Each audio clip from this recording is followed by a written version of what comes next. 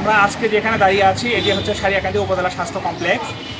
স্বাস্থ্য কমপ্লেক্সে একটি ঐতিহাসিক মুহূর্ত মতন ঘটনা ঘটেছে। সেটা হচ্ছে যে স্বাস্থ্য কমপ্লেক্স প্রতিষ্ঠার পর থেকে এখন পর্যন্ত কোনো দিন সিজারিয়ান কোনো অপারেশন হয়নি। নর্মাল ডেলিভারি হলেও সিজারিয়ান অপারেশন এখানে হচ্ছিল না। এটি হচ্ছে গত 16 তারিখে এখানে একটি প্রথম মানে হাসপাতাল 1975 সালে হাসপাতাল সৃষ্টি হওয়ার পর থেকে প্রথম হচ্ছে সিজারিন হয় এবং এই সিজারিনের বিস্তারিত তথ্য দেখতে ভিডিওটি দেখুন। আসসালামু আলাইকুম, আমার নাম সুলতানা। অপারেশন অনেক ভালো হয়েছে আর ট্রিটমেন্ট অনেক ভালো হয়েছে। সিস্টাররা অনেক করছে, ভালো হয়েছে। ডাক্তাররা কেমন সেবা দিচ্ছে আপনার? অনেক ভালো সেবা দিচ্ছে, নার্সরা সবাই ভালো সেবা দিচ্ছে। সবার জন্য শুভ। আমার ওয়াইফের নাম হচ্ছে শুভতারা। আমি এখন বর্তমানে আছি সারিয়াকান্দি হসপিটালে। আমার বউ প্রসব হওয়ার জন্য নিয়ে যাচ্ছিলাম এই জায়গায়। জানতাম না যে এখানে আপনার ফ্রি চিকিৎসা হয়। আমি আনার পরে আর কি শুনতেছি যে ফ্রি চিকিৎসা বলতে কি আমার একটা ছেলে হয়েছে। আমার ছেলে বর্তমানে সুস্থ, মায়ের সুস্থ আছে বর্তমানে। আমার আর কি ধরতে গেলে সব কিছু ডাক্তাররা সব কিছুর দিক দিয়ে, নার্সেরা আপুরা সব দিক দিয়ে সহযোগিতা করছে। ফ্রি চিকিৎসা, ওষুধপাতি সব কিছু হসপিটাল থেকেই দিছে। 51 বছর পর সারিয়াকান্দি উপজেলায় যে সিজারটি হয়েছে সে সিজারে মা একটি পুত্র সন্তানের জন্মদান করে এবং সিজার পরবর্তী 3 দিন অবজারভেশনে রাখার পরে ছুটি দেয় হসপিটাল কর্তৃপক্ষ। এই সময় সারিয়াকান্দি হসপিটালের প্রধান যে আছে টিএইচও মাহবুব হোসেন সর্দার, উনি হাসপাতালের পক্ষ থেকে শিশুটিকে দেখে এবং হাসপাতালের পক্ষ থেকে শিশুটিকে একটি সুন্দর উপহার প্রদান করে। এটি তিনি স্মরণীয় করে রাখার জন্য করে। এই সময় ডাক্তার, নার্স এবং বাচ্চার আত্মীয় স্বজন সবাই উপস্থিত ছিলেন।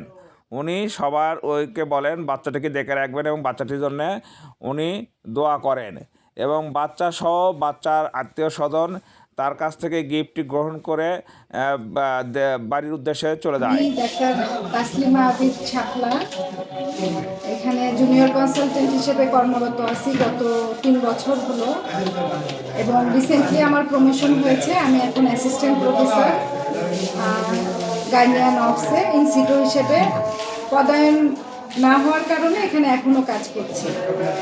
তো আমি এখানে আজকে আমার অনুভূতি ব্যক্ত করতে চাই। এখানে আমরা প্রথম সিজারিয়ান সেকশন অপারেশন করলাম। এখানে অপারেশন থিয়েটারটা তৈরি হয়েছিল আজ থেকে 20-25 বছর আগে, কিন্তু জনবলের অভাবে এখানে অপারেশন করা সম্ভব হয় নাই। আমি গত 3 বছর অক্লান্ত পরিশ্রম করেছি এখানে অপারেশন থিয়েটার চালু করার জন্য। তো আল্লাহর অশেষ রহমতে সবার সহযোগিতায় আমার সিভিল সার্জন স্যার এবং আমার এইচএপিও মহোদয়, এখানকার হাসপাতালের আবাসিক মেডিকেল অফিসার সহ আমার সব মেডিকেল অফিসার, নার্সিং সুপারভাইজার, সব স্টাফদের সহযোগিতায় এবং একটি সিজারিয়ান অপারেশন সফলভাবে সম্পন্ন হয়েছি। আপনাদের ইতিমধ্যে অবগত আছেন। আমাদের রুগী এবং রুগীর বাচ্চা দুজনেই সুস্থ আছেন। এবং আপনারা জানেন যে সারিয়াকান্দি হসপিটালে আমরা প্রথম হসপিটাল লাইফে এটা আমরা